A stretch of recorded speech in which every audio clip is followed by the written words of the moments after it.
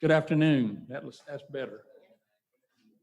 I'm Howard Duvall. I'm the City Council at Large, and this is the first meeting of the Short-Term Rental Committee.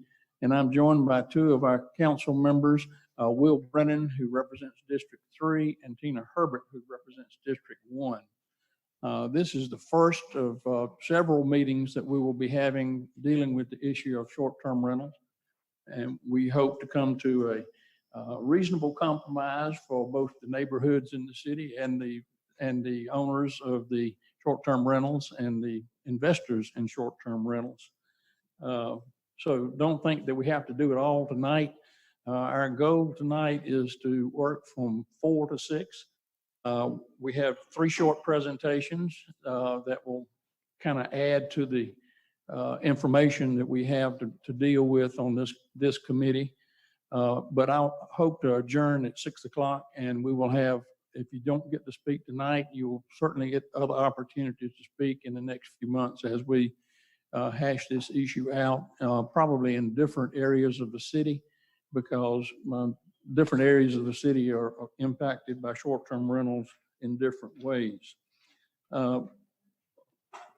This committee has been over the course of an election, so one of the members that helped us in the beginning, Sam Davis, is now retired from the council, and Tina has taken his place on the council. Will Brennan and I have worked with the staff to come up with a draft ordinance that we will be discussing in a few minutes. We used many different ordinances to look at as we came up with the draft that we will be discussing tonight. Many of the cities in South Carolina are dealing with this issue right now. Charleston, Greenville, Myrtle Beach, North Myrtle Beach, Beaufort. We looked at Asheville, we looked at Raleigh. So we have tried to look at all the different ways that cities regulate short-term rentals and find the ones that would be most suitable for the city of Columbia and the clientele that we have here in the city of Columbia. The draft is just a starting place. We have met with Dave Bergman, and he has given us some good suggestions on modifying. We have taken some of his suggestions and have modified the draft ordinance. But don't think that what happens tonight is going to be the final version. We want to come up with something that works for everybody if we can. I think it would be helpful if I kind of explain a few of the terms that we're going to be using tonight in short-term rentals. And I got my information from a document that's on the Municipal Association website, a short guide to short-term rentals. The main issue I think that we will have eventually is an owner-occupied short-term rental, which is in the 4% tax category, or a non-owner occupied short-term rental, which is in the 6% category. And this is the way the state law deals with those classifications. There are 3 different classifications that deal with short-term rentals in the state law. And the first is the rental of a primary residential home for up to 14 days a year. So an owner of a piece of property that they are the owner occupied, 4% owner of that property can rent out their properties for 14 days, and they will be exempt from any taxes, business license, or state accommodation, sale tax, or accommodation tax, unless they use a platform to rent the building, their dwelling for that 14 days. But if they do it on their own, they've got 14 days that will not change their 4% tax status.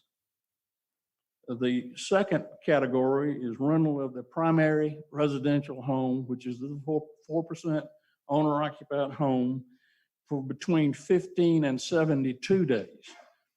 And if you do between 15 and 72 days, then you are responsible as the private owner for collecting all the taxes that are associated with the rental of the short-term rental and remitting them to the proper authorities. And you still retain your 4% tax status as an owner occupied thing. So you could go up to 72 years, 72 days a year and still retain your 4% tax status. Then we come up to rentals of second homes and investment properties. Owners of these properties pay property taxes based on 6% assessment of the value of the property. All taxes, including business license, state accommodation, sales, and local accommodation taxes are owed. So that's where you're getting into the investor properties and the non-owner occupied. So those are the terms that we're going to be using frequently in the next few months as we discuss that, the owner occupied and non-owner occupied status of the property and how they are treated differently both by the state tax laws and by our proposals in the ordinance.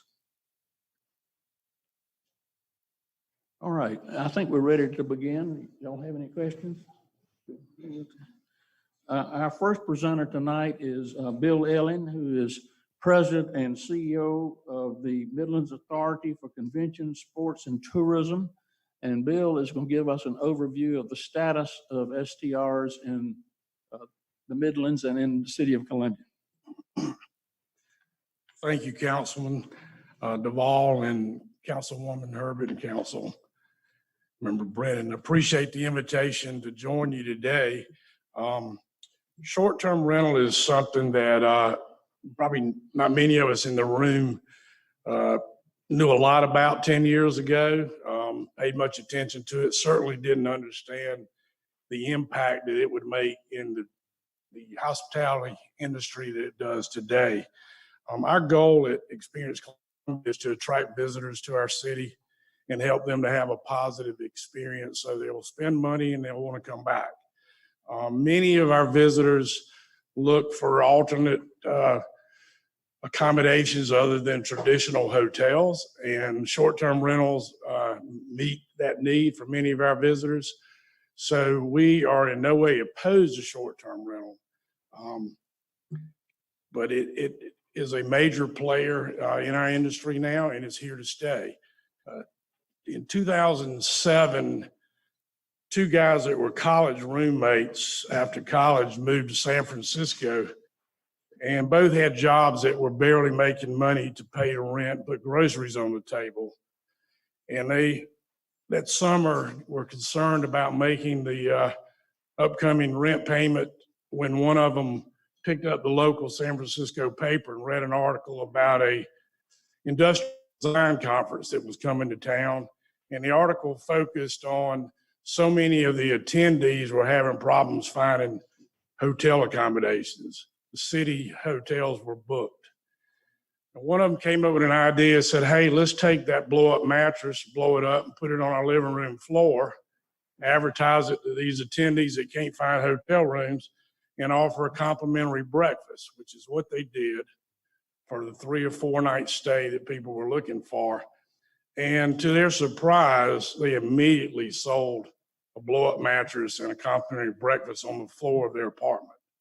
Not only did they sell it, they turned down over 20 people that had responded to their ad. So they knew they were onto something. They formed a website and began signing up companies that also offered short-term rentals.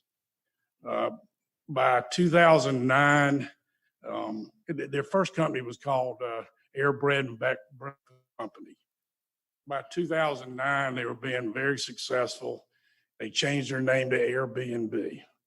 And by 2013, they had signed up about 500,000 other short-time rental clients that also offered rooms to visitors. And they were renting, they had served over 9 million hotel rooms by 2013. By 2017, they had a value on Airbnb at $31 billion. 2019, Airbnb was renting worldwide 2 million overnight rooms every night. 2 million rooms every night. So obviously this has met a need for visitors that need overnight accommodations. A lot of us don't realize, I didn't realize until the last year or so. We've always subscribed to Smith Travel Research, which provides data and research statistics on hotel occupancies and average rates. And we've always subscribed to the Star Report. 2 years ago, we started subscribing to a company that offers AirDNA, and they do similar tracking and data for short-term rentals. And currently, there are, through March of this year, there's 614 active short-term rentals in city zip codes. There are many in zip codes outside the city, in particular around Lake Murray, but just in the city zip codes, there are 614 active through March of this year. Through those 3 months for 2022, those 614 rental units have generated $3.5 million in revenue. Last year, for the entire 2021, short-term rentals generated $21,946,000 in revenue. As I said, we support short-term rentals. They do provide a wanted need to our guests. I've been in a number of hotel meetings with local hoteliers. They realize short-term rentals is here to stay. They're not against it. They would, I guess their major concern is they would like to make sure there's an equal playing field. And many short-term rental companies, locally and nationally, are already collecting some form of tax or fees. But there are many that are, other than maybe a cleanup fee, are not collecting the same taxes that hoteliers collect.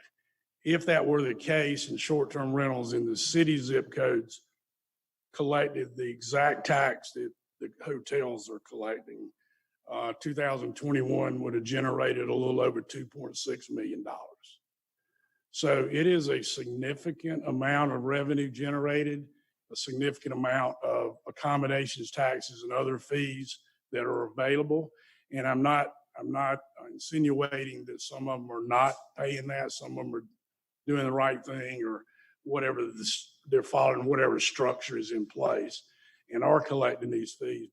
But I do know there's money being left on the table that certainly I'm sure the city could find use for, and the hoteliers would also feel that it's an equal playing ground if they collected the same taxes that they're collecting. So that's just a brief overview of our involvement in short-term rentals. Again, we have many visitors that are coming to Columbia that are staying in short-term rentals. The majority of those 614 rentals are located in zip codes 29201 and 29205. And if you do the math, 614 rental units into basically $22 million, it averages out about $5,700 per rental. Now, we have a number of rentals in city zip codes that are generating well over 100,000. The highest one that I've seen in the reports that I've looked at are generating 175,000 a year in rental.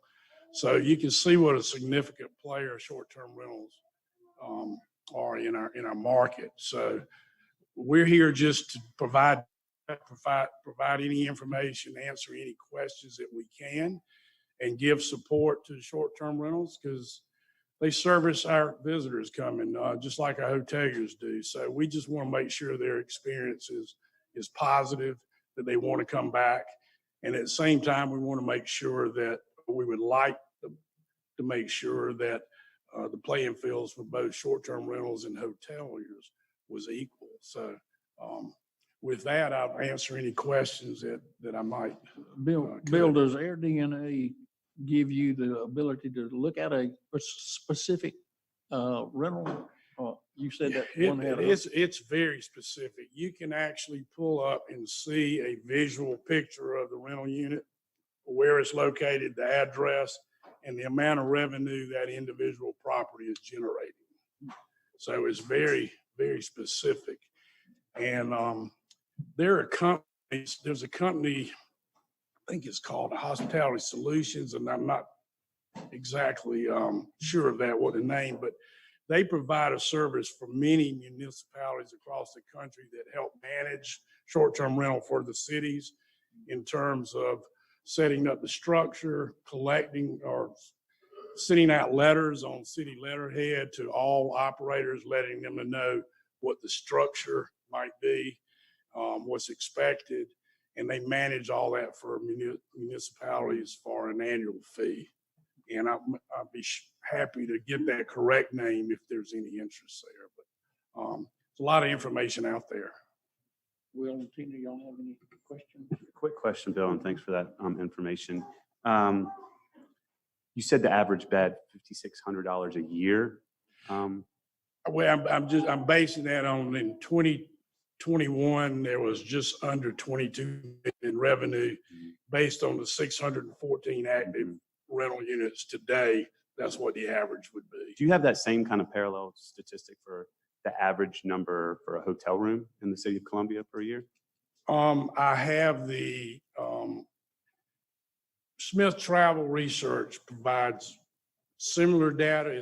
It's actually not broken down as well as AirDNA. Okay. I can tell you what occupancies and average rates and rate per available rooms averages in a destination, as well as you can break it down into downtown hotels versus outlying areas.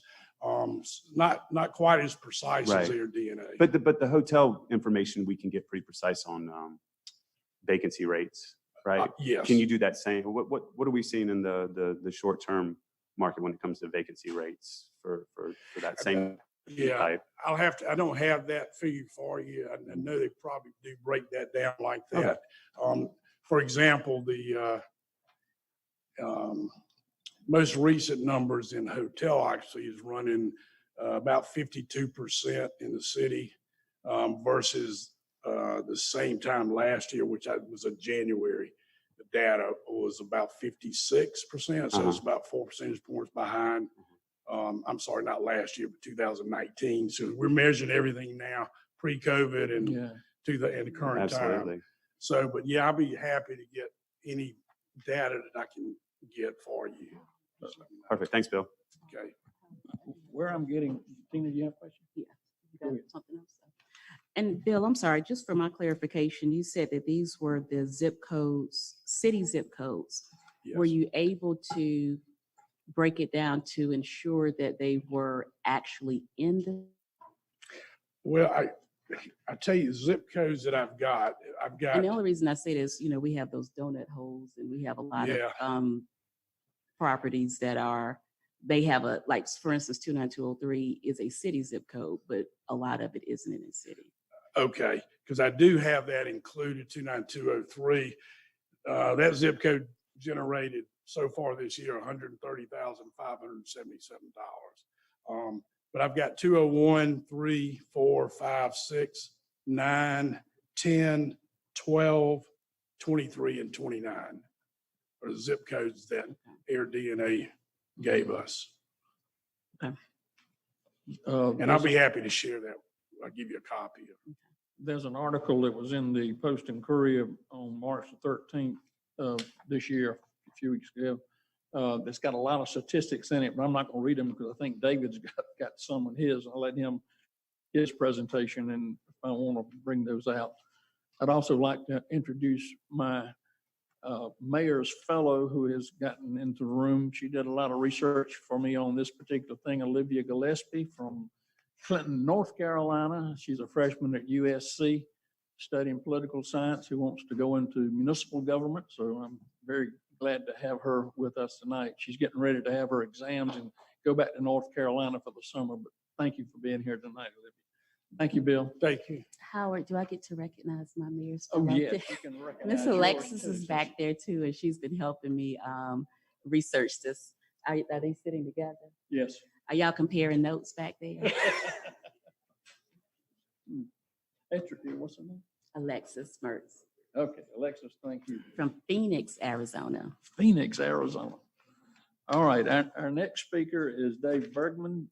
David has been, wanted to know whether his title was CEO and Wendy, his wife, might be president of the company, but he says they both work together. So David and Wendy are both experts on this.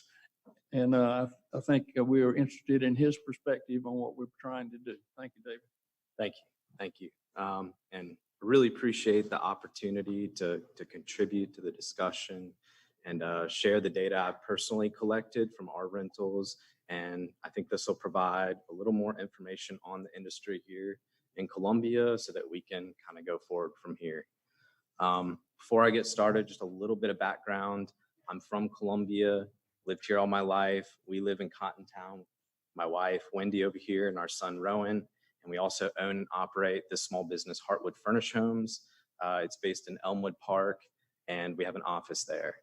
I have a master's in economics, and I've worked as a data analyst and actuary at a local insurance company, and I was there for 8 years before I started this business, and we've been doing this for a couple years now. We have 6 full-time employees, 15 cleaners, many who are in this room today and plan to speak.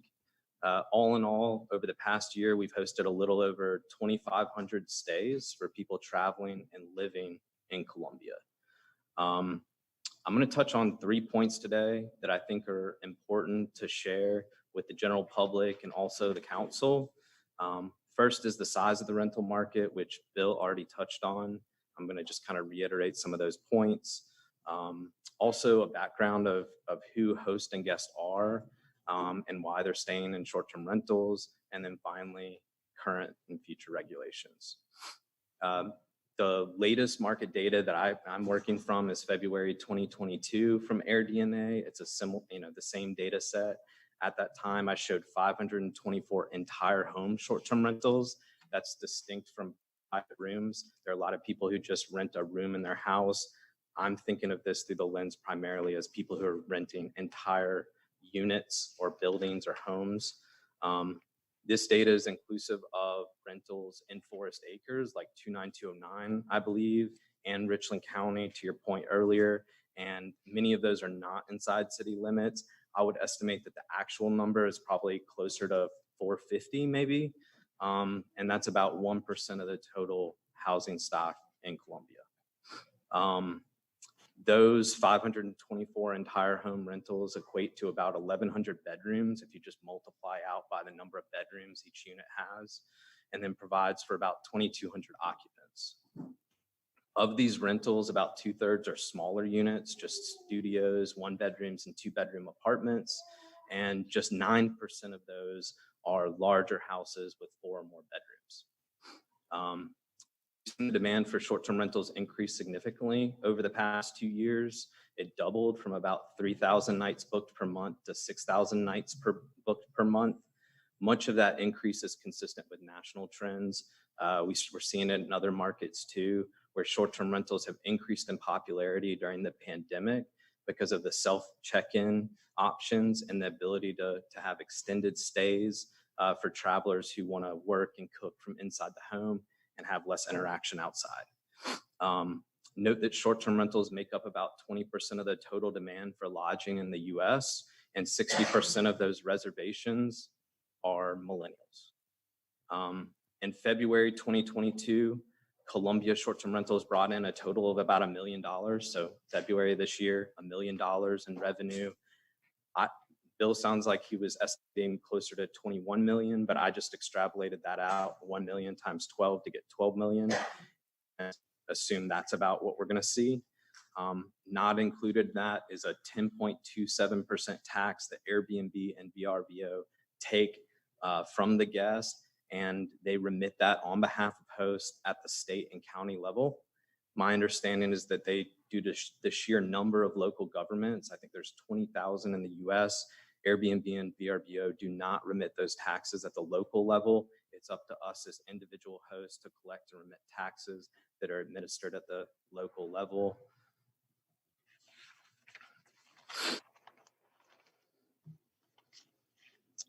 What is included in the $12 million is the cleaning and maintenance fees, which I think are important to address.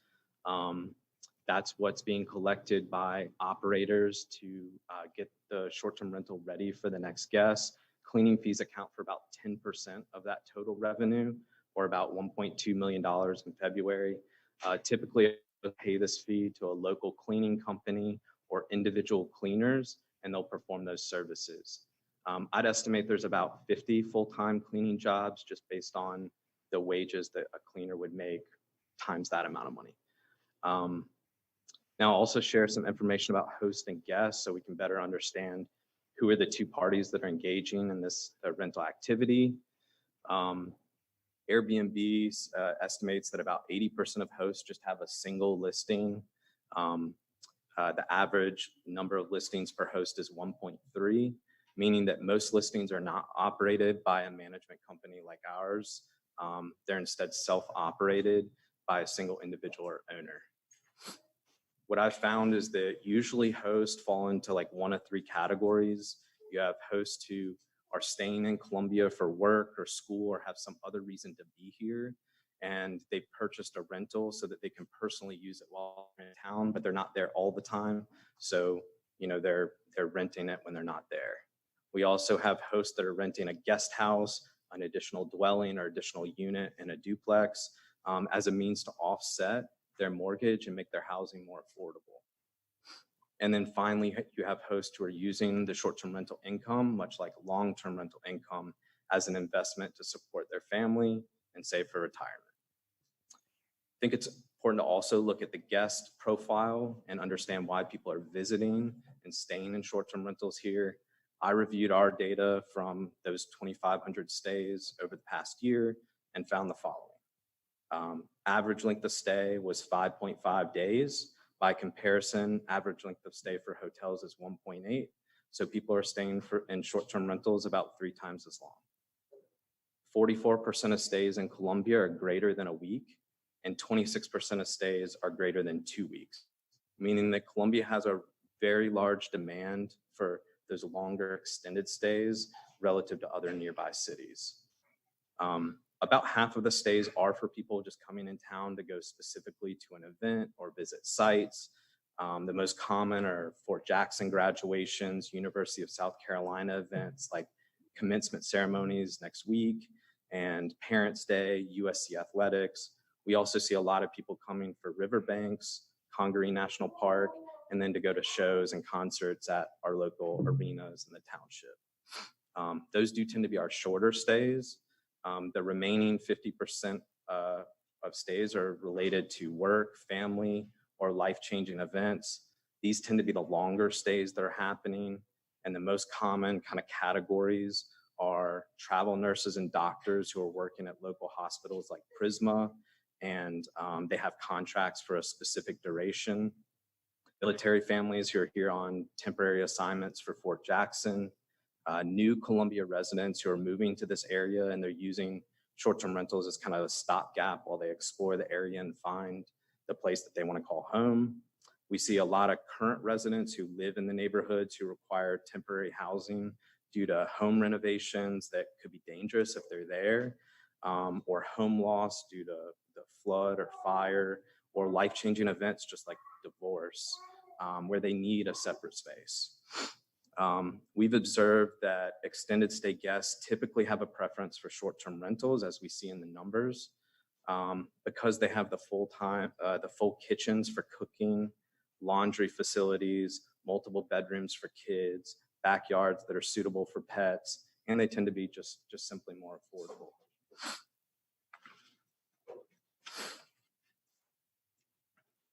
At this time, rentals fall under the same guidelines and requirements as long-term rentals, and we must adhere to the rental housing regulations ordinance that went into effect in 2016. The ordinance requires us to obtain a rental permit for each unit that is rented, regardless of length of stay that we plan to rent it for. Of note in the ordinance is we must have an active rental permit and pay a $25 annual fee.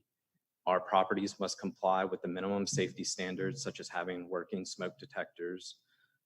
We must have a designated agent within 45 miles from the rental property to respond to requests and emergency needs.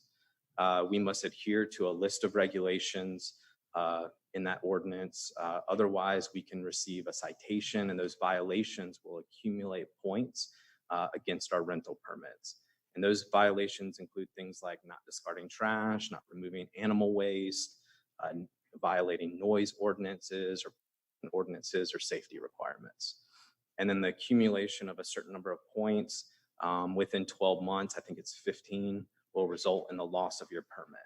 So that's the teeth that kind of go behind that. In our more than 2,500 stays in the past year, we haven't received a single citation. And I've talked to a lot of hosts over this past year, and I'm not aware of any other hosts that have received a citation. Code enforcement, to my knowledge, has not released data yet to suggest that short-term rentals have received citations, and we have no data to support that they are overrepresented with respect to rental permit violations as a whole. But that would be the type of data that I think would help in this conversation to understand where these violations are happening.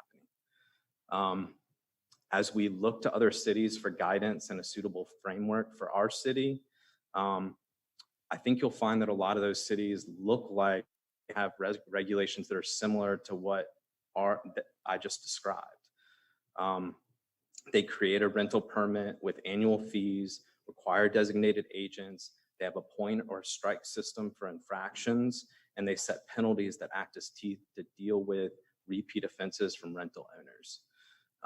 So we're gathered here today to talk about short-term rentals and new regulations, but I think we need further research and analysis to say why or even if the current policy we have today is effective.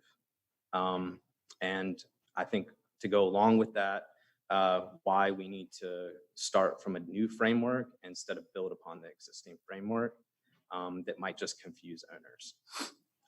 We have seen the poor results of stringent short-term rental regulations like some of the ones proposed here today that have been in effect in Greenville and Charleston for several years. What we see in those numbers is that the policies have not been effective at limiting the supply of short-term rental because that demand is there. In fact, the supply continues to increase while those cities spend significant amounts of public dollars to hire headcount for enforcement and hire third-party consultants in the hundreds of thousands of dollars, like we heard earlier from Bill, just to locate short-term rental property addresses, which are not available on AirDNA. Meanwhile, honest and hardworking hosts, like the ones in this room, they're going to be forced out of those cities. And the bad actors who are willing to operate illegally have stepped up to meet demand in those cities today. The people who are here today representing Columbia's short-term rental industry, they're good people. We're neighbors. We care about the community. We support our local economy. We know that studies have shown that short-term rentals foster parallel development in nearby properties and retail establishments, creating jobs and adding value to the entire community. I think we have the right people in this room and stakeholders to help expand and close any gaps within our current ordinance so that we can continue to foster that growth in our community while addressing the concerns of our neighbors. I think we all look forward to working with City Council and our community to develop a fair and reasonable policy framework that's going to work for all parties. Thank you, David. That was an excellent presentation. A couple of comments from me before I ask my colleagues.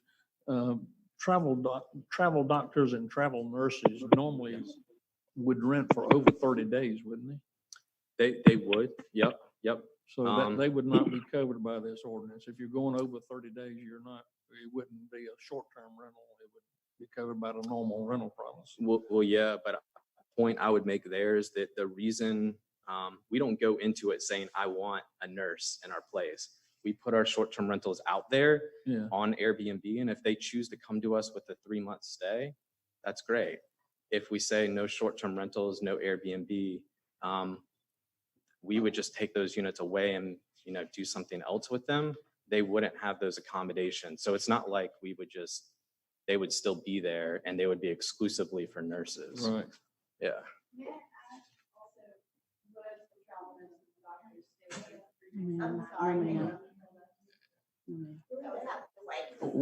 We will let you comment, save your comment when you can get up here and be registered.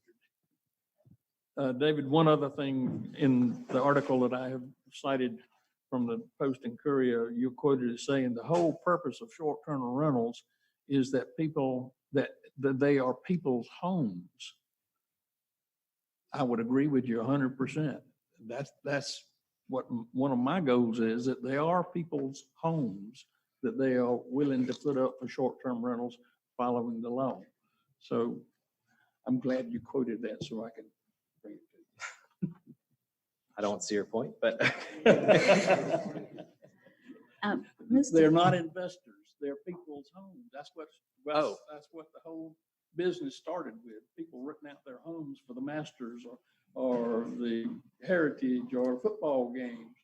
Okay. And then now the investors have come in and got into the business because of the money involved, and that's the problem.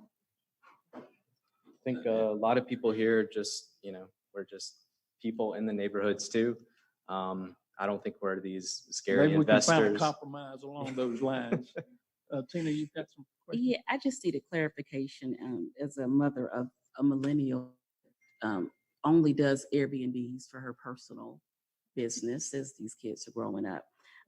But you gave a statistic, 20% of the demand of rentals were you saying that is short-term rentals? And then you said something about 60% Yes. millennials? Yeah. Can you I pulled, repeat that was that a for me? Airbnb statistic that I pulled from their website. It was actually the exact figure was 19%. I rounded to 20, but 19% of the overall lodging in the U.S. is being met by Airbnb specifically. And then what is the 60%? 60% of the reservations are millennials. Okay. Thank you. Will? Yes, David, thank you so much for the continued wonderful information you've been sharing with us. It's very important for the city of Columbia and Richland County to continue the wonderful bond we have with Fort Jackson. Can you speak to the numbers of short-term rentals that are used by the families that come to graduations? It's thousands of future soldiers weekly, monthly. Is there any data you can share with that particular user group with us? I did not specifically gather that, but that's something I can do between this meeting and the next one. I can go through our stays over the last year and try and find out what That'd be percentage wonderful. are military families. But I do know that those graduation ceremonies are weekly. I can't remember the exact number of weeks per year, but it's literally every Thursday. Yeah. Okay. Yeah, So large families coming to see their yes, loved ones. Yeah, absolutely. exactly. Perfect. Any data you can provide, if it's available, would be wonderful between now and the next meeting. Absolutely. Thanks, David. Thank you, David. Now we have David Hatcher, who is Columbia Housing Official. Mayor, glad to have you with us. Columbia Housing Official and Chief Code Enforcement Officer for the City of Columbia. He will go through the proposed ordinance that is in draft form right now. Good afternoon, members of council, Ms. Wilson. Again, for those that don't know me, David Hatcher, I'm in charge of the Code Enforcement Division in the City of Columbia, which is under the Police Department. Thank you for the time to present this to you today. Oh, if I can figure this thing out. Short-term rentals or STRs, as we've been mentioning, are a growing concern in our community, and they were never really fully addressed when we passed the rental ordinance in 2016. Typical issues we have with STRs are noise and public safety issues, specifically ordinance compliance, heavy traffic, trash, parking issues, offensive behavior, and over-occupancy. Currently, the existing rental ordinance does not regulate STRs specifically. However, non-owner occupied STRs are considered rentals by ordinance, as Mr. Bergman had mentioned. And unfortunately, we have not historically tracked STRs since not all of them are required to register. We don't currently track which ones are STRs, which ones are not. I know everybody's already quoted a bunch of stats. I also pulled some stats from AirDNA. My stats are mostly the free version you can get, so it's probably not as accurate as Mr. Owens and Mr. Bergman's. But what I found, there are 685 STRs according to AirDNA. Now that's the Columbia area, and I think as we already discovered, some of that's probably outside of the city limits. So I don't know the exact amount in the city limits. It was showing 80% of those are the entire home for rent. It was showing an average daily rate of $151, 67% occupancy rate. Majority are 1, 2, 3 bedrooms. And it was showing that there's 11% growth in the first quarter of 2022. And this is the map I took from AirDNA's website. You can kind of see how they're spread out throughout the city. You can see a concentration actually within where the city limits would be. This is just a zoomed in area to show you where they're at. Again, I don't know the accuracy of this. It was from the AirDNA website, the free, whatever free data you can get, anybody who goes there. A quick search of other South Carolina cities. I think Councilman Duvall mentioned a few of them: Charleston, Beaufort, Greenville, Mount Pleasant, Folly Beach, and I'm sure there are several others already have an STR ordinance in place. Now to the actual ordinance. The proposed STR ordinance before you today requires that all short-term permit. The permit would be renewed annually on July 1st. This ordinance requires that anyone who owns or operates an STR can ensure it does not disturb the neighbors. It requires a safety inspection by city staff, and the application must include a contact information for a person available on a 24-hour day call basis for any major issues that come up. Under this proposal, non-owner occupied STRs would be prohibited in residential districts defined by the new zoning ordinance section 17.3.2, which is the table that has the that lists what those are. Transitional, they would not be allowed in transitional conservation districts, reserve districts, single family districts, 2-family districts, the Mill Village district, and the residential mixed use districts.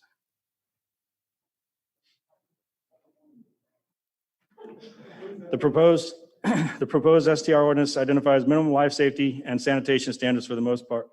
For the most part, these standards are already approved standards by the city ordinances and similar to what we use in our rental ordinance that we've already have in place, with the exception of this ordinance requires an evacuation plan, carbon monoxide detectors, and a sprinkler system for non-owner occupied units.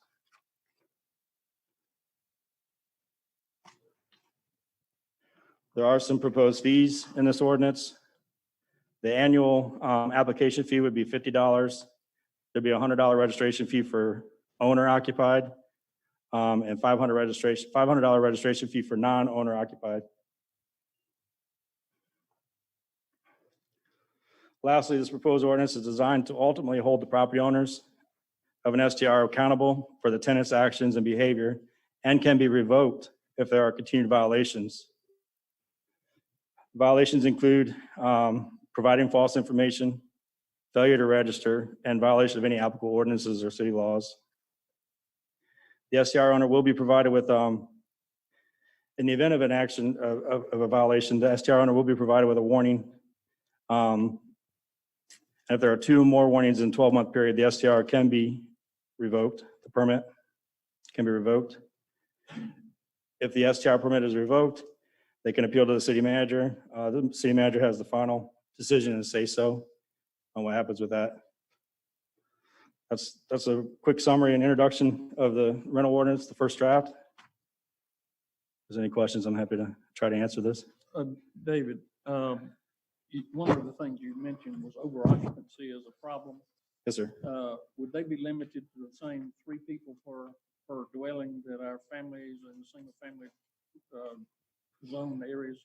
They should be, because based on the zoning requirements that would require, that's already in place. It would have to be.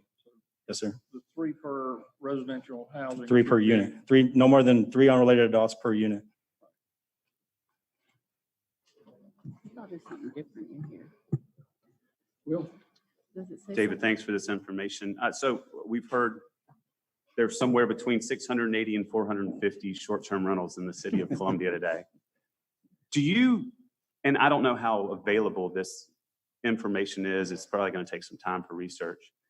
How many of those 680 to 450 actually have rental permits now? Is that something that is easy to pull up? It sounds like you can't find the exact address on the Airbnb sites. I just say that because I'd love to know the addresses to know if there are issues truly that are consistent. I know there's wonderful property managers that have great short-term rentals. So just having a metric as we move forward over the next couple meetings would be great to look forward and look back with the police department to see, have any nuisance calls been to whatever address as a short-term rental. But just some information I'd like you to pull together as we move forward with this issue. Yes, sir. Thanks, David. No problem. Yes, I do have some questions. Going back to the safety inspection, do we do safety, and this is just me asking, do we do safety inspections for under our rental ordinance? We do not do the inspection. We have it set up to where people have to do a checklist. It's kind of a self checklist, and they have to submit that as part of the application process. And it's sort of like they have to sign it certifying that they're meeting those minimum requirements. The reason why we wouldn't, do you have any particular, I'm just wondering, why don't we do the same thing? It may be a silly question, but why not apply the same thing for the short-term rentals? I mean, that's certainly something we should look into in this process and make sure we're consistent with the two ordinances probably. Okay. And I'm trying to make life easy. Well, not easy, but I know how hard it is when we implement new ordinances. The other thing, I got a lot of things, just questions. I'm the new person, so I get to ask all the questions. All right. So when we look at prohibited in residential districts defined by section 17-3.2, what percentage of the city would this be? Like, give me an idea of what percentage of the city could be used for short-term rentals, and like where could they? We talking about 50%? Are we talking about 5% of the city? That I'd probably have to get back to you on. I don't know specifically. I could probably get that information, I'm sure. 17-3-2 dot 2 is the definition for residential districts. Right. And so what I'm trying to figure out is if they must be owner occupied in this area, then what space do we have for non-owner occupied? All the other districts that are mostly commercial. Yeah, but I'm looking here. I'll Just try from to a get that percentage. information. Okay. I bet I can get that. And only because I just don't know, so I'm not trying to be, well, David, you know me.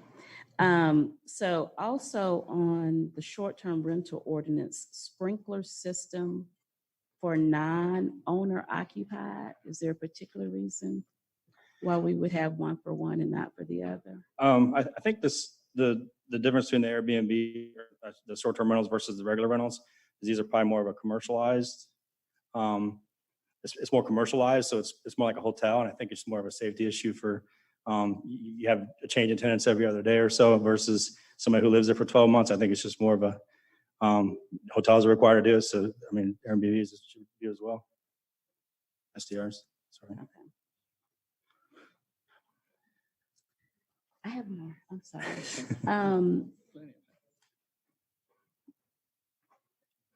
Couple of other things. I think my concern, again, as a mama of a millennial who loves Airbnbs, I asked her and her husband, would you stay at a Airbnb if the owner was there? And they pretty much said never. They wouldn't do it. I'm not trying to be funny though. No, but I mean, seriously. But that's what my daughter said. And, she used them recently for her wedding, and she's probably going to kill me for talking about it. So I am concerned about what I would think would really impact the market. I mean, just the whole business model that they have. And so I will say that of all of the things that I've seen in here, that probably is what gives me the most heartburn. You understand that the owner occupied is just the legal status of the house. The owners do not stay there. They go off on a vacation while the masters is being played. But that's not really, it's not practical from my understanding. I don't have one. But so for instance, if you're renting it from Thursday to Sunday and you have to go find some place to stay Thursday to Sunday, let's say if you don't have family in town and you have to go rent a hotel or spend money, then it kind of defeats the purpose of the income that you're earning. So I understand it, but I just think that I think that truly impacts the whole business model and makes it very difficult, which may be the point, makes it very difficult for it to be very feasible. Now, I also agree that, all of our neighbors need to, enjoy everything that they need to enjoy and be free from some of the other issues that people have complained about. But I just don't know if we need to distinguish non-owner occupied and owner occupied to address the issue, which is the behavior. What you have is a boutique hotel in a residential area. When you have an investor that comes in and buys a property for this purpose of STR, you have a hotel, and they should not be allowed in residential areas. That's an opinion, Howard. Okay. Well, I mean, I'm just giving you my heartburn from my child. I think the other thing, David, is I don't know Howard gave us homework, and I dare not come in without doing my homework. But it was an article about the effects of short-term rentals on the housing market and affordability. And they did talk about, I think at a 10% increase in short-term rentals, it did lead to an increase in the rent and housing costs in surrounding areas. And so in some areas, they have chosen to just cap how many you can have, like in the city or in neighborhoods. Have we considered anything like that? I mean, there's certainly other options we could look into. There's many other ordinances already out there. So we certainly could look into that. Okay. That was from your article. That's all I have do right want now. to have on our next meeting a discussion of the impact of SDRs on affordable housing in the community and what it does for rents and for price of housing. I think that should be a separate thing because it is significant. We are seeing cases across the street from me where houses are being bought at many thousands of dollars over the asking price that are intended to be used for short-term rentals. And we should not have that. I would say do the same for student housing because it's the same effect. So while you're doing that research, David. I don't know how much data of that I would have access to. I'll certainly see what I can find. Any other questions? No, that's all I have right now. Erica, do we have a sign-in sheet? Yes, sir. Okay.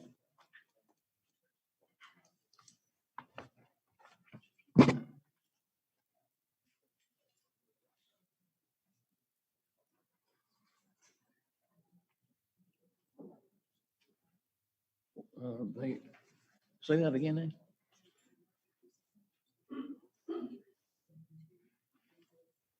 Okay. Okay.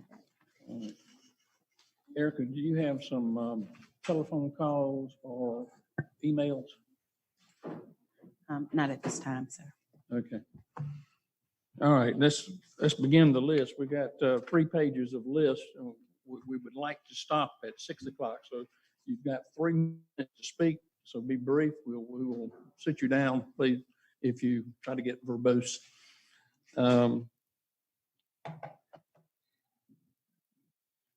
Gusto Buno?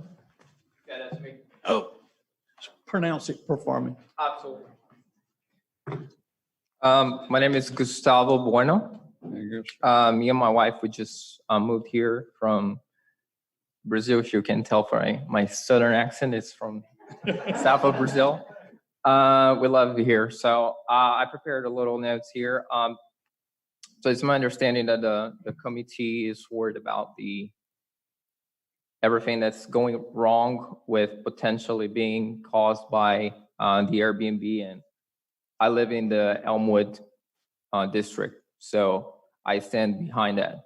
I don't want any mess.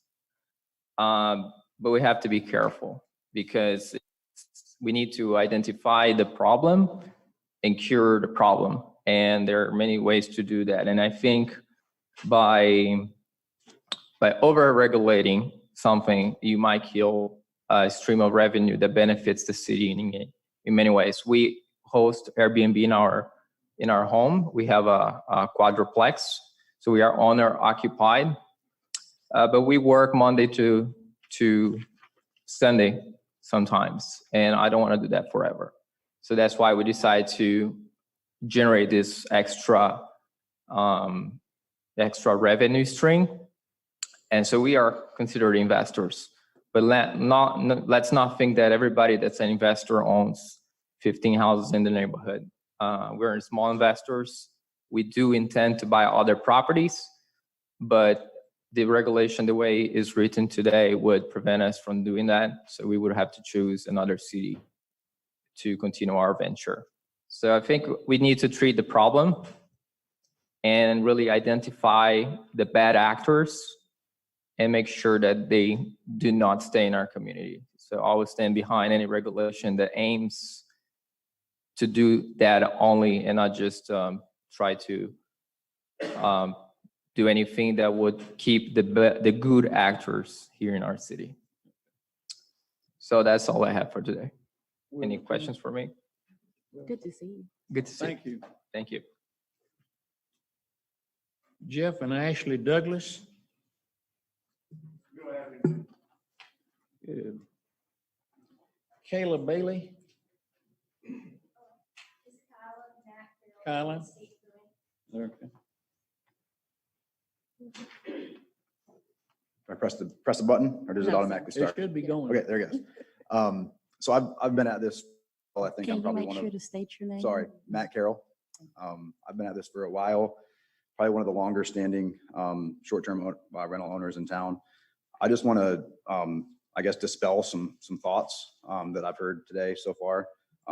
Also, I was on the code enforcement task force, was appointed at the time by now Mayor Rickenman, and helped establish that ordinance that we all live by. I think that there's some misguided thoughts about what short-term rentals are and the impact they have on the neighborhood. I can tell you I own long-term rentals and short-term rentals. I think I also have bought short-term rentals that used to be long-term rentals. I can tell you with 100% accuracy that every neighbor that I've bought a house from that was a long-term rental and is now a short-term rental has thanked me and said they are so glad that I came in that house up and it's now maintained on the regular basis.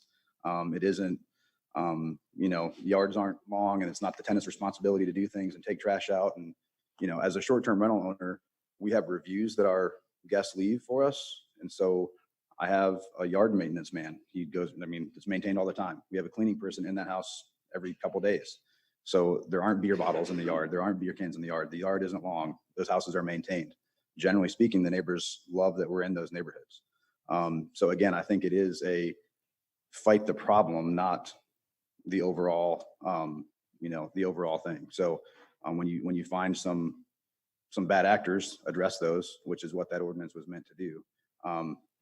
But I think Councilwoman Herbert, your question earlier about where they can be under this ordinance would be, they could be in hotels and they can be in other commercial districts, but they would not be able to be in any residential districts. And so when you have owners that they might have one house, I don't know that that owner has the opportunity and has the availability, like you said, to travel out of town for a week during the Masters. Okay, maybe, but for that short-term nurse that's coming to town, or other short-term people that are coming to town, that doesn't address their need because the availability just isn't there. And so I think that I think we need to be cautious what we do, because if this goes into effect and there are no longer allowed to be short-term rentals in residential areas, other than the few owner occupants that have them, most of those properties are going to turn back into long-term rentals. And I don't think the neighbors I think the neighbors would much prefer short-term rentals to long-term rentals in those areas. I think if you ask them, they'd probably tell you that. I think a lot of neighbors are trying to rule out having short-term rentals because they don't like them in the neighborhood, but they don't realize what might come. But I don't think we can regulate people's rights to do with their property what they want to do. So appreciate you having me. Thank you. Just to be clear of what it is, if Sure. it's owner occupied, it can be in residential districts. Sure. If it's investor owned, it has to be in a commercial. If this goes through, If sure. this And goes- that's what I'm addressing, is that all the rest of those that are investor owned will then become something else, right? So they will become long-term rentals. It'll Which become in- rental housing instead of affordable housing rather than investment. Not necessarily affordable. I mean, not necessarily affordable. That's the thing, is they become rentals and then they're year-long rentals. That my year-long rentals, I go in afterwards and I'm like, what have these people done in this year? I mean, I got to redo my yard. I got to redo my fascia. I got to redo the roof. There's a tree going in the window. Like, what happened over here in this year? Thank you. My short terms aren't like that. So It looks like Ducia John. I can't read this, but it looks like Ducia Johns. It's Dustin Johns, but I'm gonna skip Matt. All right, good. Any more? Anthony Albert.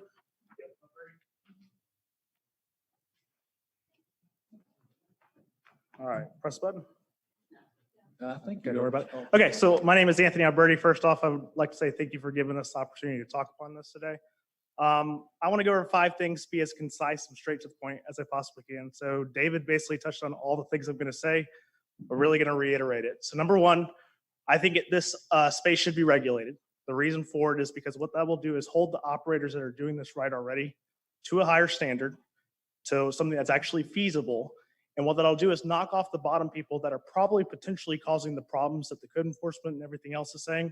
It's probably going to knock those people off, causing really all those problems that we keep talking about to go away. Number 2, there is a demand for this. I mean, there's clearly a demand. Hotels really offer those 1-2 day stays, people coming in. A long-term rental covers a year, 2 years. There's people that need 2 weeks from moving out of their house. There's people that are coming for graduation for Fort Jackson. There's parents that are coming in for USC. There's traveling nurses that are coming in for 2 weeks to a month that require that demand for the short-term stay, that the hotels don't really satisfy the need for what those consumers want. And then long-term properties, those long-term rentals want that passive 1 year, 2 year, don't want to really have to worry about it, investment that they've gone through. They're not going to change. So it's meeting that demand that society is already creating for us. Number 3, it's a tax benefit to the city. If we look at all these numbers that everybody said, there is a lot of potential revenue. If we regulate it to where there is a tax benefit that goes to the city from these operators, I guarantee all these operators are completely okay with to pay that tax. They have no problem doing it because those are the people that are going to do it right. But there's a benefit for the people coming in. They're coming for a reason. If they're coming, they're going to the food establishments. They're going shopping. They're doing all these things. So why not allow these people to come that, one, help those businesses bring up revenue, and then also help provide for the city.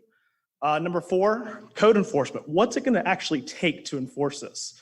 Do we have the staff to do it? A lot of people aren't wanting to work right now. Do we actually have the staff to pay these people, to hire people to add to the 300 plus properties that are out there to enforce this? If we're going to spend this much money to enforce it when we could potentially gain this much money to actually allow it and regulate it, it doesn't make sense.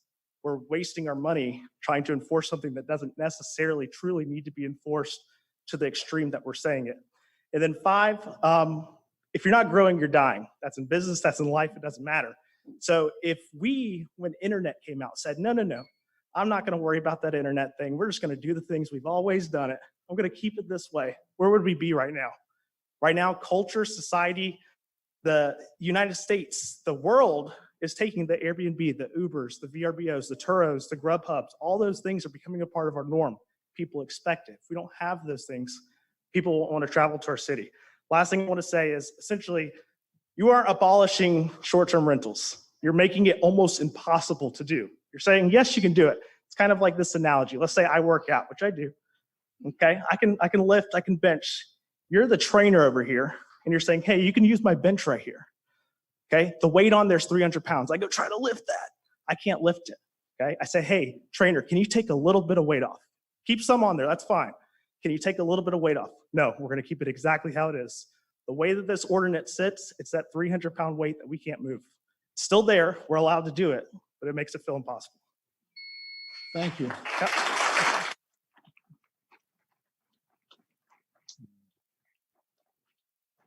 Good presentation. Jesse Stevenson. Hello. My name is Jesse Stevenson. I'm actually a real estate broker, a property manager, and an investor.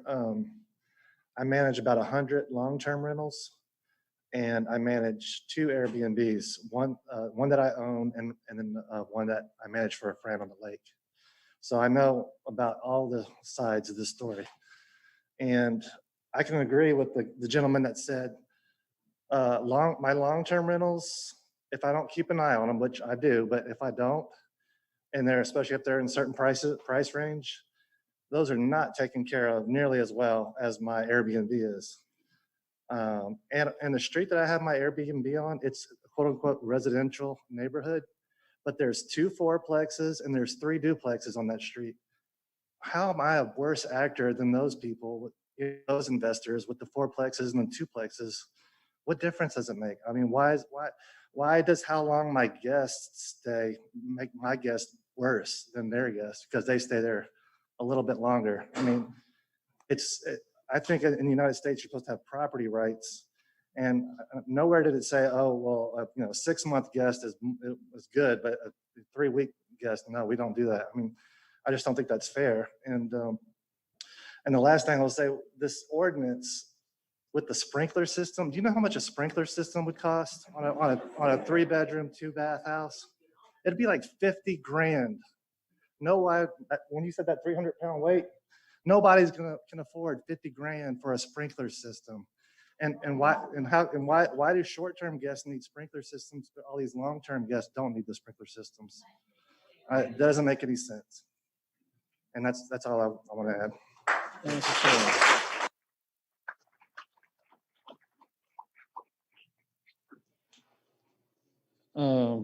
Carla Guido. Did I get it close? You did. All right. Carla Guido. Understand. Hi there. Carla Guido. I have owned real estate for about 20 years, and I'm also a nurse. So I'm going to come here and speak for our nurses that come and travel to this area. I have short-term rentals, I have Airbnbs, and I have long-term rentals. And let me first say that in this last 3 months, I got a citation on my long-term rental because they have too much stuff out on their porch and they haven't cut their grass. And these are some of their responsibilities. Also, when I have my long-term rentals, they might hang up something that looks like a curtain, but not necessarily a curtain, even though it says that, even though we supply white blinds on all of our properties, but if they break that, they seem to hang up something else instead. So definitely my Airbnbs and my ones that my travelers have been staying in, we're in those properties more often. We're just there because we go by and change the filter. We have to come by, and when they move out, clean them. They're also better maintained in regards to, the furniture selection. No one is going to stay in, when nurses come into the area, they need furniture. They can't necessarily rent a long-term place because even like Court, what provides you rental furniture, doesn't deliver to Columbia. So they all have to be furnished, and they want somewhere that's nice and clean to stay and that's comfortable. A lot of my nurses also talk about they travel and they want something that feels more like a home versus a hotel. Plus, a hotel doesn't allow them laundry in their facility or cooking. They might give them a microwave if they stay in the hotel, but they don't have as many options when they stay in a hotel as staying in an actual home. So they'll stay in a home. I've asked my nurses, what about, would you like to stay in a home, just rent out a room? And they have a lot of them, and some of them have worked with me, have actually said that, no, we would always prefer to stay by ourselves, not in a room. And then I even asked them, I said, well, how about would you be willing to rent a room out with another nurse? And their comment is no, we would rather rent a 3-bedroom home for ourselves versus having to stay with somebody or stay in a hotel. Some other complaints that the nurses might have is that a hotel is loud, and when they work 3rd shift, they need a quiet environment. When you're staying in your own private home, it's a lot more quiet, so they can get the rest that they need to be able to get. Travelers also travel with pets, and they need a place for their pets. I mean, that's their companion when they're traveling, and hotels don't necessarily provide that or provide a backyard for them, for their pets. And I know that even with my Airbnbs nowadays, a lot more people are traveling with pets, and hotels don't always offer that option. And then my last statement I just want to say is that a lot of time travelers have to stay within a certain distance to the hospitals because they're on call, and they have to get there within 30 minutes or an hour after they're called. And if they're too far out of the city limits, they can't rent those options because they just don't have enough travel time to be able to get there. So of my 3 different, I definitely would say is that my Airbnbs, I've had a better experience, and the properties are much nicer. And just like other people have said, is that our neighbors are actually happier to have an Airbnb there because the property is better maintained than if it was a long-term rental. Question, what's the difference between your Airbnb and your STR? Well, my SDR, the only difference is my Airbnbs, they usually come in, they stay there for about 3 or 4 days. And then if they happen to be a nurse, they might come in and stay for a week or 2 weeks, sometimes up to 6 weeks or sometimes 13 weeks, depending on their assignment. And then some of my Airbnb that will come in, if their nurses prefer to definitely stay within the short-term rentals, is that sometimes they travel from like Charleston, and so they only need a place for like 3 days. They go home, they go back to Greenville, they go back to Rock Hill, but they want to be able to leave their stuff there, and be able to come back in. And then I have a lot of them that call me back up because they like the location and like the home. So Thank you.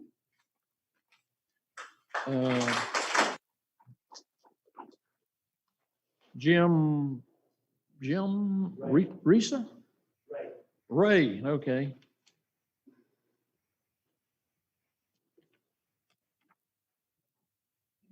My name is Jim Ray, and David manages my property that I also live in, and he's done an excellent job, by the way.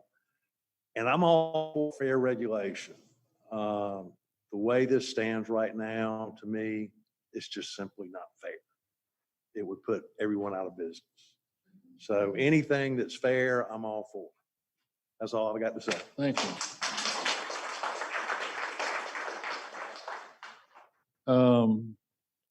You are Harris?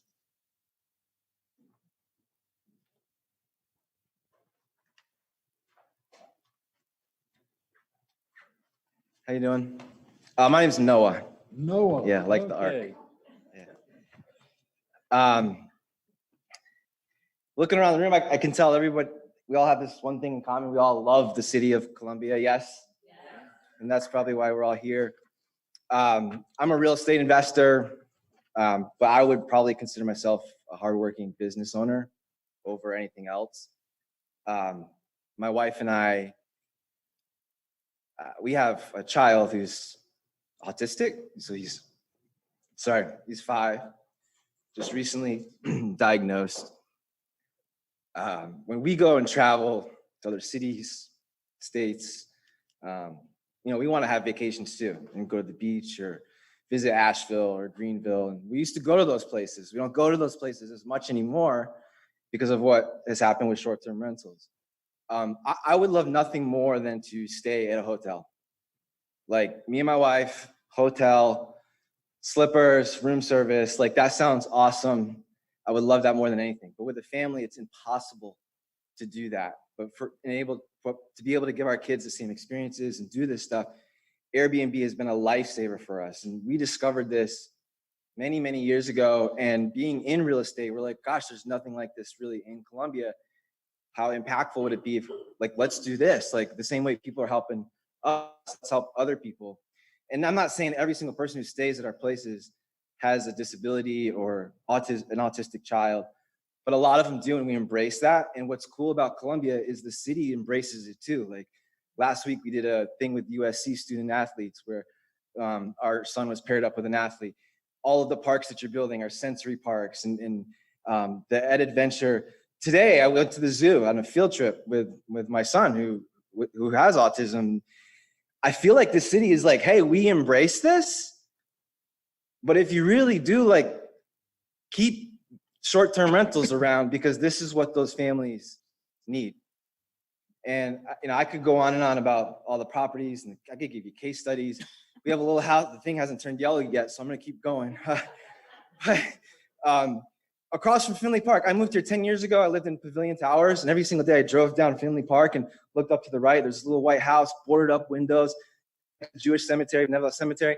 And for like 5 or 6 years, nobody ever touched it. We drove by it. Someone needs to buy that. Someone needs to buy that. Someone needs to fix that up. And finally, we're like, well, we're going to do it. If nobody else is, we bought it. And that place is a memory maker right now. People come here, they enjoy the city.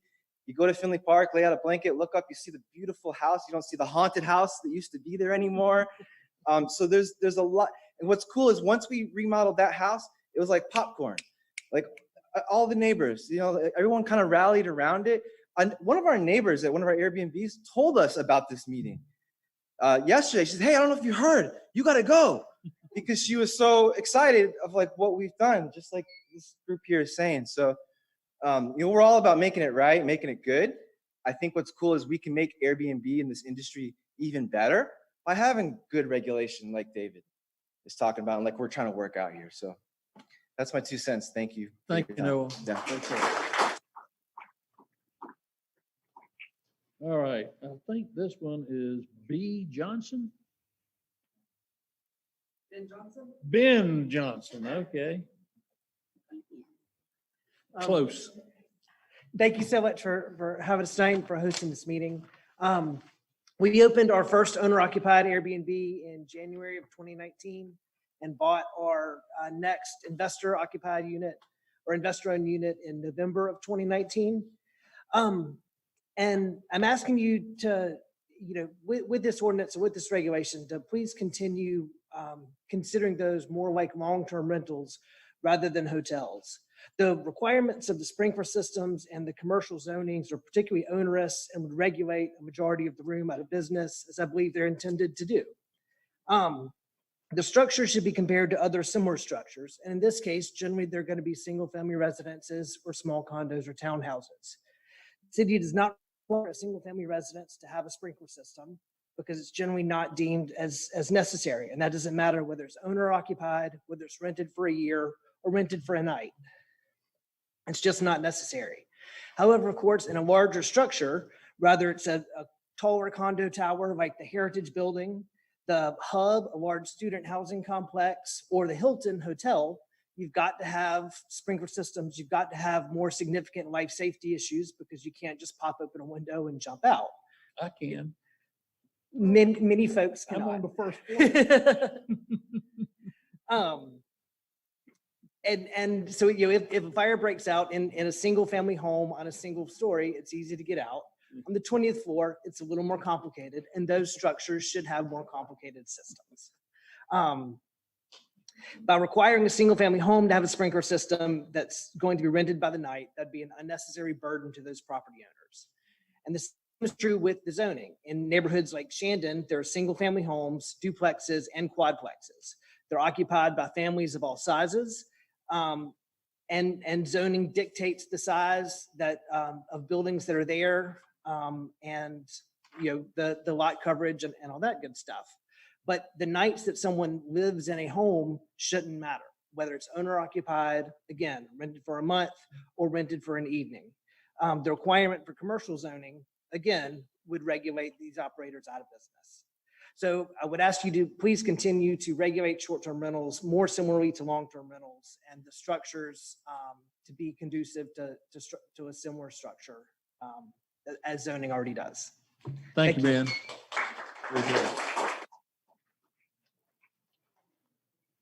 Ben mentioned the Heritage, and that's where I live. Well, that's why I made the comment. I live on the first floor and I can jump out the window. Okay, let's see what we can do on this one. I think this is Kyle Edens.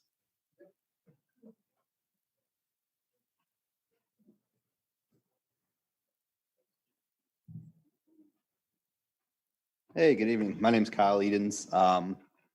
Lexington, born and raised resident, and I've got a few short-term rental properties here in the Columbia area.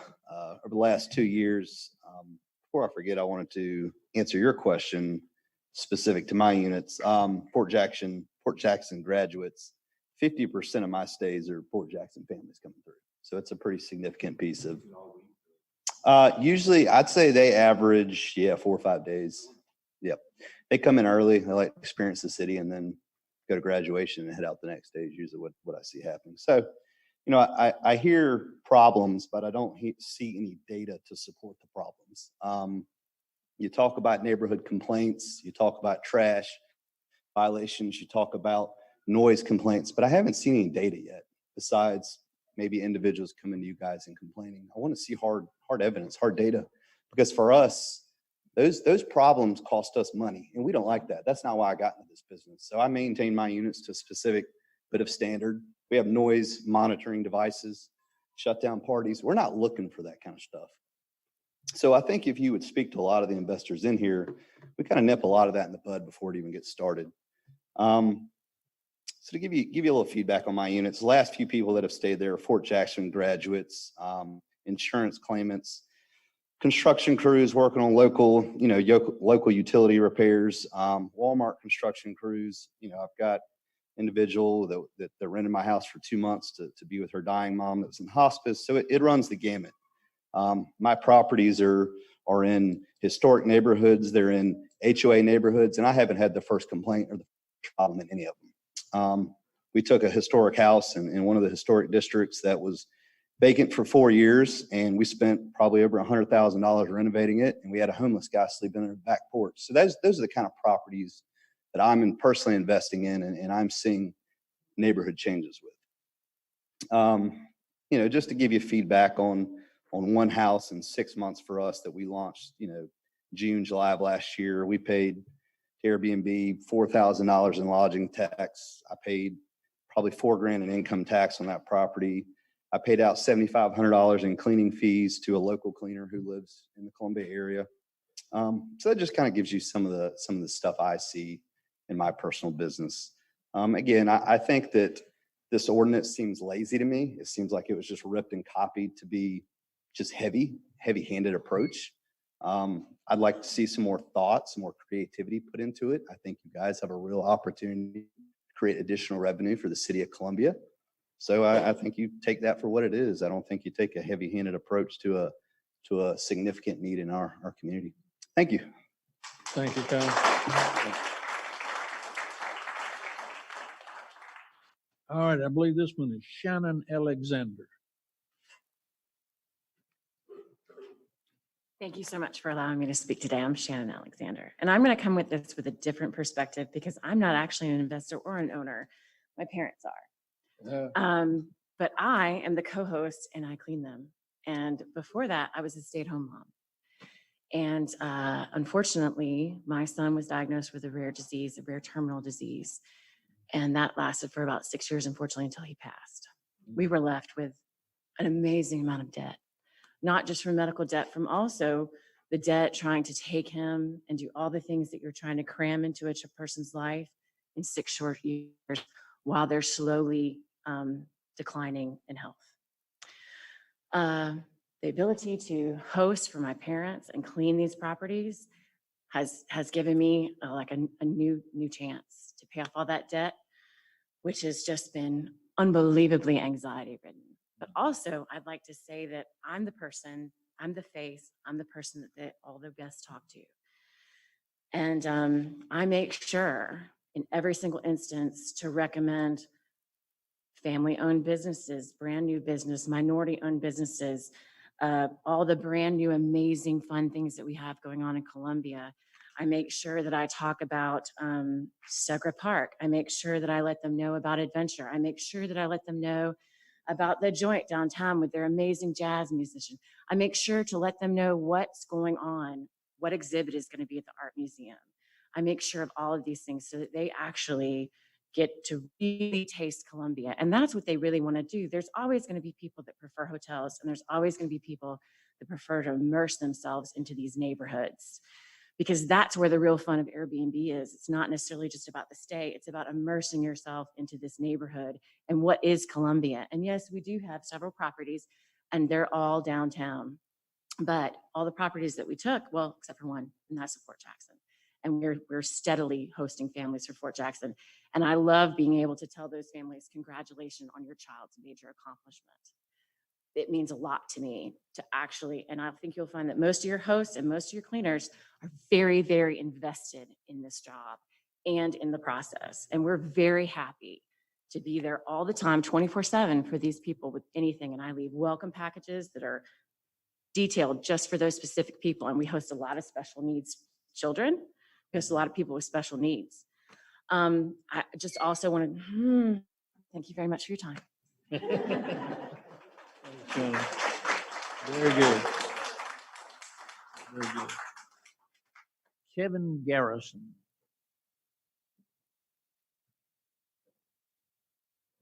I have bad handwriting. My name is Kevin Corrigan. Kevin Corrigan. Corrison. Corrigan. Corrigan, okay. Yes, thank you. Thank y'all for letting me talk today. I can't top any of these stories. I'm an Airbnb short-term rental owner. My wife and I own about 6, 5 really, and one's our office. When I was pulled into this group about a year ago, before one of the meetings here, I heard a lot of these incredible stories from the short-term rental owner side. And I kept on saying, why is city council considering this? Well, because there's some problems out there. And I said, what kind of problems? I've read one article about a Cottontown situation that's been recycled in about 3 different newspapers throughout the state. They said, no, apparently it's more often than that. I said, surely they'll give us some data on that. And at 2 of the council members I talked to last summer before that June meeting, they said, yeah, we're going to get that to you, real data. Mr. Brennan, I believe you asked Mr. Hatcher a simple question earlier in his presentation, as in how many of our registered, we have to sign up for all of our rental property, whether it's 12-month, traditional, unfurnished, or short-term. That should just flow off the tongue of any city employee of how many we have on file. And so if that's not his department, I'm not picking on him, but we should know that. We should know paying the fee, but it is a manual form. I can imagine it needs to be digitized. It might not be, I don't know. But we have all this data, and we have, I believe, Ms. Herbert, you were asking great questions, like 86% of the properties that we're tracking that would be knocked out of this deal is really where people like your family members want to stay. They want their own surface parking. They want their own self-check-in. And how we're just hoping, we're being as transparent as possible on our side. Mr. Eller has all those stats from his line of work. Mr. Bergman had 99% of his answers today. I think he didn't have one. He says, I will get it to you the next time. So I just think that we started out here a year or 2 ago, and now we're in this current proposal, and it just feels really heavy-handed and not thought through. That's my point. I think I'm at my deadline. Any questions for me before I leave? Keith Anchor. Keith. A-N-C-O-R-E. I can't. It's not 6.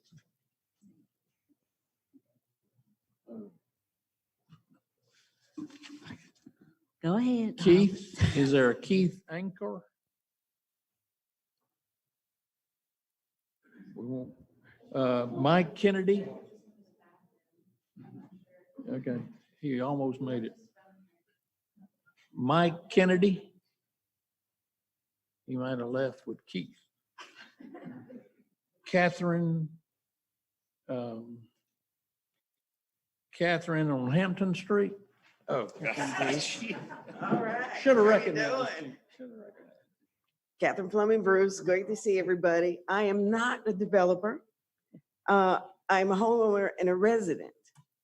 And so I'll be talking from a little different perspective today. In 2019, the city unanimously passed a vacant buildings ordinance, which in short is a demand that the property owners not only keep their properties up and keep them secure, but they had to be occupied.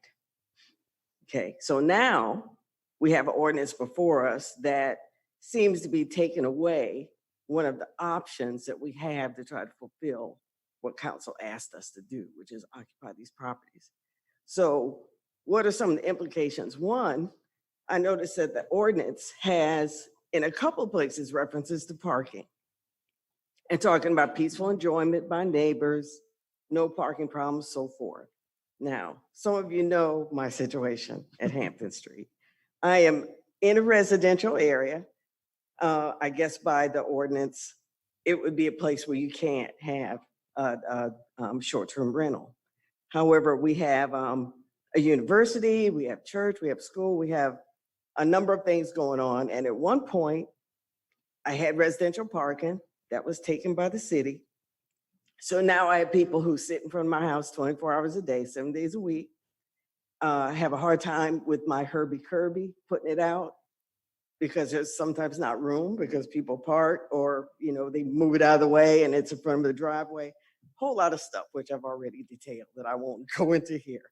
But in short, if all of us are to get that peaceful enjoyment, it's not the STRs that are, a lot of times the city has to resolve these issues. And you're the one that makes the ordinances. You're the one who comes up with how these ordinances are going to be addressed. So let's not put all that on the STRs. You know, some of it is what the city is going to have to do. So in the meantime, I'm looking at, okay, one day when I'm old, what do I want to do with the property? What do I want my relatives to do with the property? I sure don't want them to have to go through what I've been going through for a while. So an STR is a very attractive option. It would be an opportunity for people to stay in an African-American historic National Register neighborhood and go to Railroad Barbecue and Palmetto Seafood and some of our other options. But if you're saying we can't do it in the residential area, then I won't be able to do that. So I'm asking you to reconsider that. I'm asking you to look at the things that the city can fix that are part of this problem and not put it all on the STRs, and look at the positive things that can be brought to the table. So that's all I have to say. Thank you. Thank you, Catherine. Okay, we got 4 more. Erica Farrell.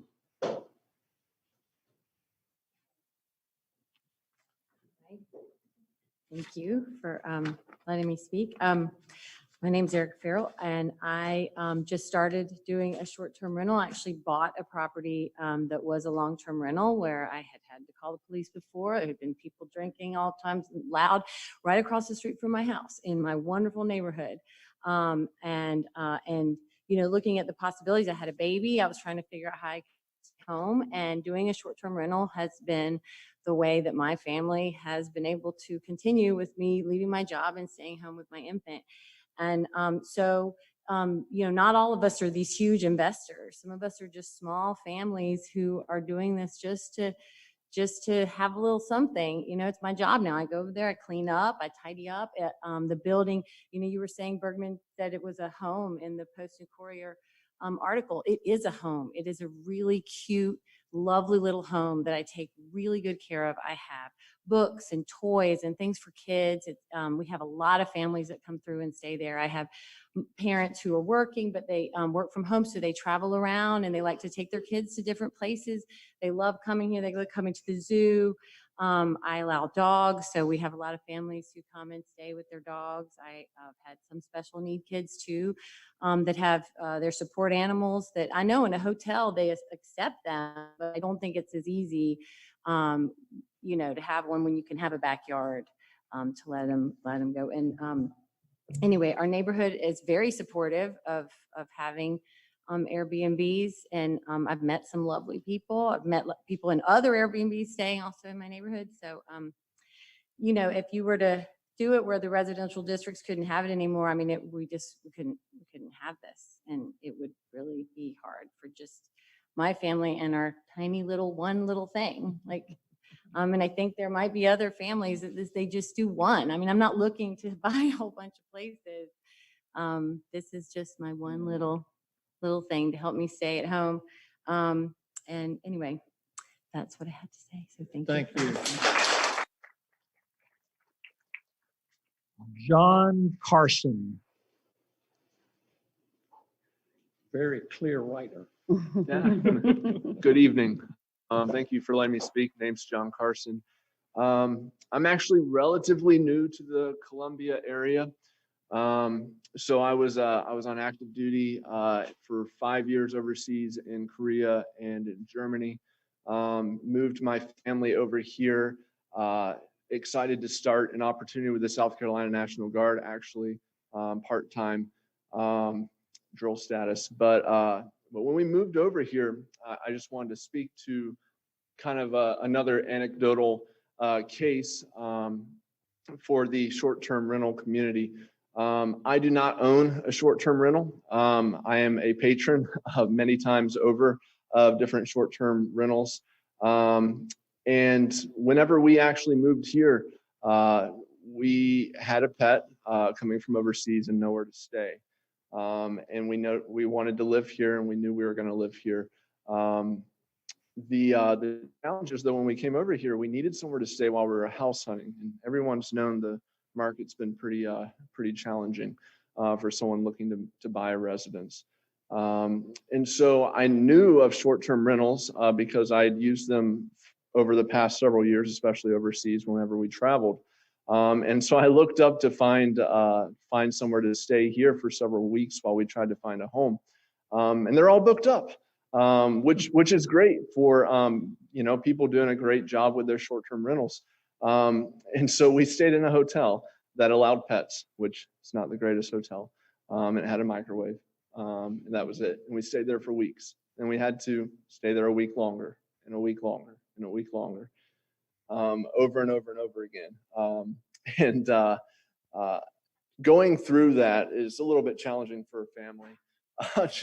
There's some creature comforts that you're used to having that you just don't have there. And a lot of the short-term rental opportunities that are out there, you would pay something similar, but have somewhere to stay and spread out, and have somewhere for your dog to run in the backyard, have somewhere where you can cook and not eat, McDonald's every single night or something like that. So they're really important, I think, to the community. And I just wanted to present my case. And I'm actually, I thought they were so important that I actually wanted to start one myself soon, which under these current ordinance regulations, I wouldn't be able to do because I can't afford to put a sprinkler system in my house because I'm leaving to go to flight school, which I'm excited about, but it takes me away for a period of time. And I'd like to be able to utilize my residence here as a short-term rental for people so that people facing a similar situation that I went through would have somewhere to stay. And when I come back to Columbia, then I can live there again. But that's all I have to say. Thanks. Thank you, John. Very good. Vanessa Traylor.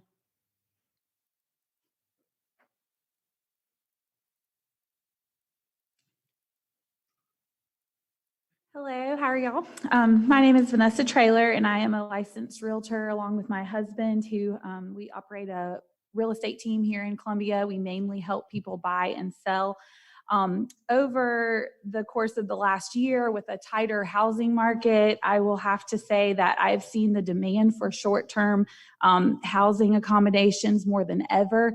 And no, I don't think it's because the supply is eaten up by these 600 people that have Airbnbs.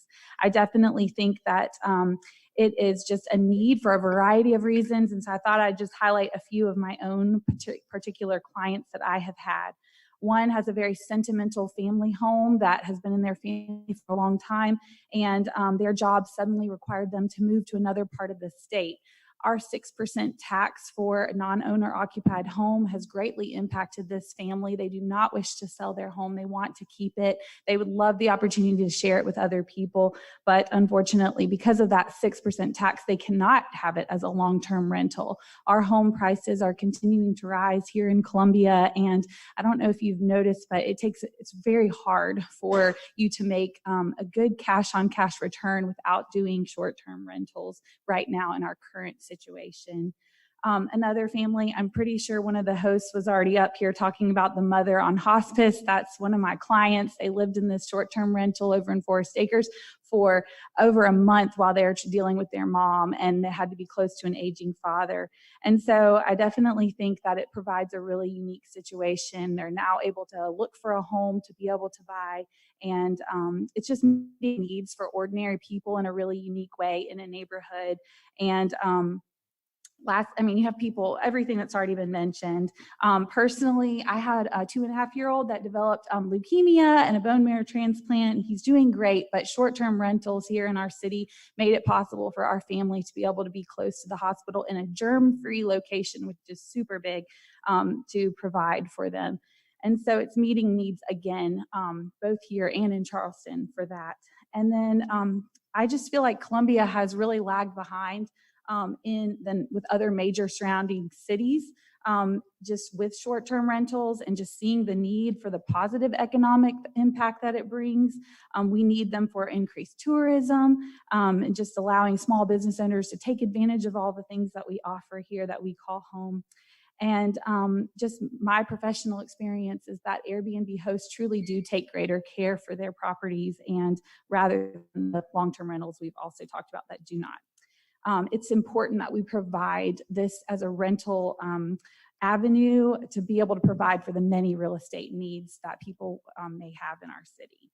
Thank you. Thank you. And last but not least, Andrew Lucas. Well, thank y'all for letting us come and speak, and I will be brief because there's been a lot covered. But just a little background, I'm from Columbia, Richland 1 grad, Lower Richland High School, and stayed around for USC, even though I was a Clemson fan, but we won't go there. Bought my first rental house right out of college with a loan from USAA, and I lived in there for a little while and then went on to manage hotels. So I have a kind of a unique perspective on this. Stayed there for about 12 years and then retired from hotels, me and my wife, due to real estate investing. So in 2018, we both left our day jobs and we became those investors that you talk about. So very proud to say that. And one of the things that I wanted to kind of tell you is that I hate Airbnb because it is a lot of work. I used to manage hotels. I quit that because I didn't want to work that hard. So I thought real estate would be the easy way out, but it's not. So that's why I employ David and his team to help us manage our Airbnb. And what's happened is his management of these Airbnbs has been so revolutionary for us, because what I didn't want to do was clean the house every day, cut the grass every week, install noise ordinance or noise monitors so that we could tell if they were having parties, because if you ever rented in college area, you know they have parties every day. So I didn't want to deal with monitoring a ring every time somebody showed up. I didn't want to deal with neighbors, making sure that our neighbors were happy, because if neighbors aren't happy, then my Airbnb guest isn't going to be happy every time the neighbor bothers them. So that's going to affect our reviews. All of that to say that it took me about 3 years to finally say, you know what, I'll do a short-term rental. And in the last year of doing that, we have no complaints, no ordinance violations on that short-term rental. But I'm not so happy to say, is he still here? Yeah, zoning's still here. We have had a few issues with our long-term rentals. Those folks that are supposed to be there, supposed to take care of the house themselves. As you know, lots of times they don't. So that's when I get a stack of certified mail from the zoning. So all that also goes to a property manager, also is a registered rental, also is one that we thought would take care of a house. This ordinance here is eliminating something that is not the problem. I think what we should be looking at is how do we address the bad actors. I would also just like to say that the city has an opportunity right now to take a leap to try to get some of that revenue that we're missing on the taxes. If you look back for the last 10 years, the only increase or the biggest increase, 81% of our income tax, property tax, was from millage rates, not from assessed values going up, not from more commercial properties. It's because we had to raise our millage rates so much that we are more than Greenville, Charleston, Myrtle Beach, everyone else. So just too much pressure on the commercial side. Thank you. Thank you, Andrew. Yep. Andrew, as a point of order, the city of Columbia has lowered its millage rate from 98.1 to 93.1 over the last 10 years. We haven't had a millage rate increase in over, I think, 15 years now. So it's not the city's millage that's going up. All right, I'm going to make an executive decision here. David, you have been the point person for the SDR community, and I'm going to ask you to look around the room or call your friends. You've got a copy of our ordinance. I think I gave you one in a Word version instead of a PDF, or if not, I can give you one. Look through the ordinance and suggest amendments or deletions to the ordinance that you think would improve it. And we will be doing the same thing as a committee, but I'd like to have your input with suggestions from the community on what they think needs to be done to improve this ordinance. When we started off this meeting, I said this is a process, and it is a process. We've listened to you for 2 hours tonight. I'm sure at our next meeting, we're going to listen to 2 hours on the other point of view from the neighborhoods that are impacted by the STRs. And we will come up with something that I think will be good for the community, that won't hurt your industry, but will produce peace in the community, which is what we want.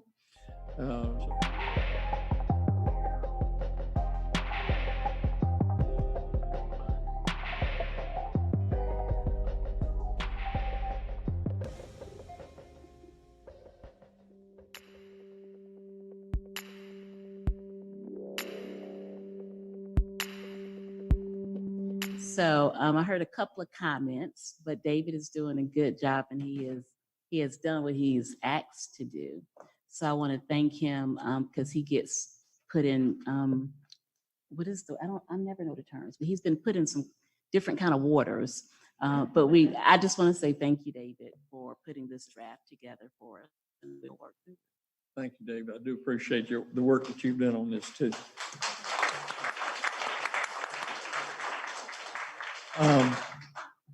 With no further comments from the council members, we will adjourn the meeting. Thank you.